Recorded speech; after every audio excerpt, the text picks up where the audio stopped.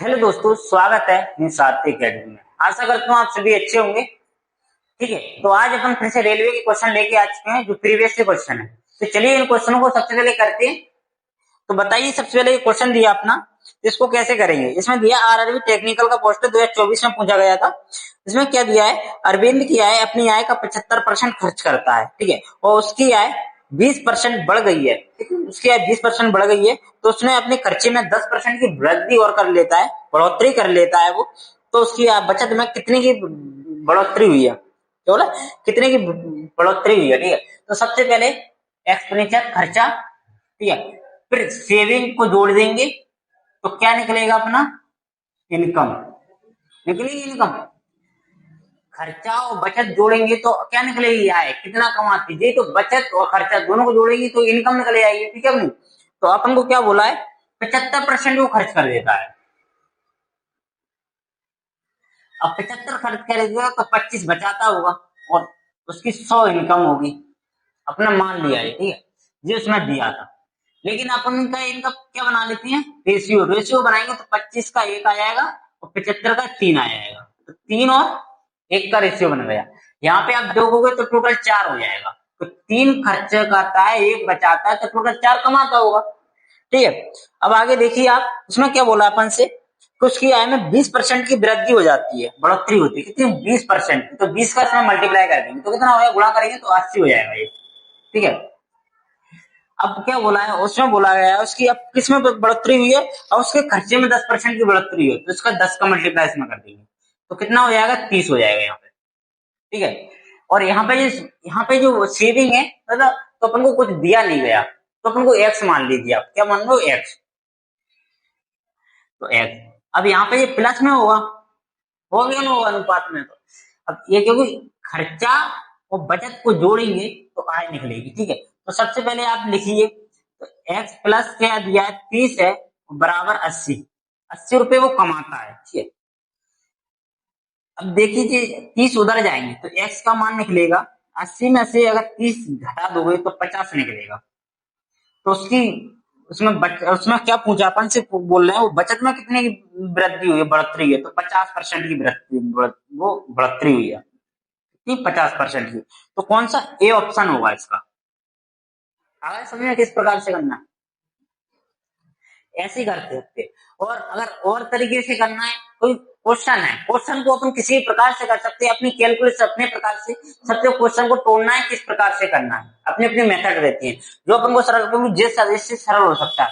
अगर आप 20% को उसके इनकम के अगर 20% बढ़ी है तो आप रेशियो इस प्रकार से भी बना सकते हैं। 20 फ्रैक्शन को 20 का बटा 1/5 होता है, 5 से कोई वैल्यू 6 हो गई है, पहले 5 कहाँ था, अब 6 हो गई है। ऐसे भी कर सकते हैं। ठीक है, तो अगला क्वेश्चन देखिए।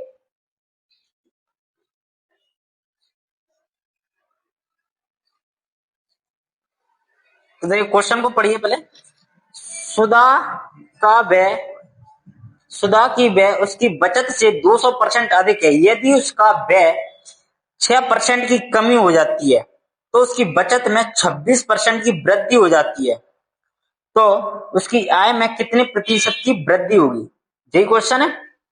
देखो, खर्चा, एक्सपेंडिचर, सेविंग प्लस जोड़ेंगे तो क्या होगा, इनकम निकलेगी अपनी। इधर थोड़ा, इधर लिखूं ना, क्वेश्चन लगेगा। क्या बोला है आपने, हाँ, खर्चा, एक्सपेंडिचर प्लस सेविंग और इनकम। ठीक है, अब देखिए सबसे पहले वो इन्होंने क्या दिया, बचत से 200% अधिक है। बचत अपनी 100% है, लेकिन इससे अधिक कितना है, 200% अधिक खर्चा है, तो 300 खर्चा होगा, 300%। अगर 300 खर्चा है, 100 बचत है, तो 400 वहां पर हो जाएगा परसेंट। ठीक है, अगर इनका रेशियो बनाओगे तो रेशियो कितना बन जाएगा, 3:1:4। ठीक है, अब क्या बोला गया आगे, उसके व्यय में 6% की कमी हो जाती है। उसके व्यय में 6% की कमी, इसमें 6% की कमी कर दो व्यय में, तो उसकी बचत में 26% की वृद्धि होती है। बचत में 26% की वृद्धि होती है। ठीक है, दिख नहीं रहा, वो सही से लिख देता हूँ मैं बड़ा बना के, ठीक है। अब आगे क्या बोला गया है, अब इनकम में क्या बोला है उसकी, तो उसकी आय में कितने प्रतिशत की वृद्धि हुई है ये बोला है। तो अपन को नहीं पता, X% की वृद्धि हुई है, अपन ये मान लिया, ठीक है। एक्स से अपन इसको कर रहे हैं, इसका करोगे तो 18%, 18 जाएगा, ठीक है। कितना, -18। अगर इसका गुणा 1 से करोगे तो 26 आ गया, 26। इसका इधर से करोगे तो 4x हो जाएगा, क्योंकि इनका इनका मल्टीप्लाई होता है, जो परसेंट होता है उसको। अगर 6% की खर्चे में कमी हुई है तो उसका मल्टीप्लाई 18 हो जाएगा। ये आय में 26% की वृद्धि हुई तो उसमें प्लस में लिखा है, माइनस अगर वृद्धि होती है तो प्लस में, और कमी होती है तो माइनस में लिखना आपको, ठीक है।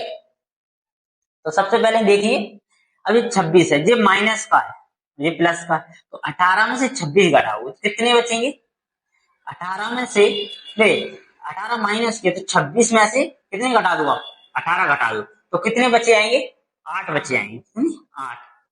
8 बराबर कितने, 4x है, 4 से इसको काटेंगे तो कितना आ जाएगा, 2। तो x का मान क्या आएगा, 2।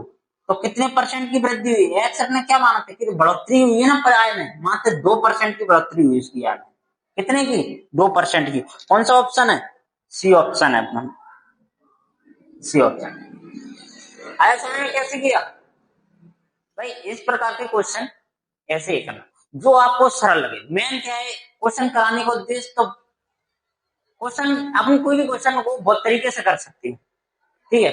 लेकिन क्वेश्चन इसलिए सबसे पहले आपको क्वेश्चन को पढ़ना है, ठीक है। और एक क्वेश्चन के करने के अनेक तरीके हो सकते हैं भाई, ठीक है। तो आपको पता होगा, ये आपको मेरे को जैसा सरल लगता है उस हिसाब से। तो एग्जाम में ये नहीं देखा जाता कि आपने कैसे किया, ठीक है। एग्जाम में ओनली आंसर लाना है, कैसे लाना है ओनली, और सबसे शॉर्ट मैटर। अगर इसको डार्ट भी करते आप तो यहाँ से आप डार्ट कर सके ना, कि इतना मतलब एक एक सेकंड बचाना के चलना अपन को, ठीक है। तो अपनी क्लास को यहीं पर समाप्त करते हैं। इस प्रकार के अपने 2 क्वेश्चन लिए थे इसमें, वो कंप्लीट हो चुके हैं। तो भाई अपनी क्लास को अच्छी लगी तो शेयर और लाइक सब्सक्राइब जरूर कर दो भाई, ठीक है।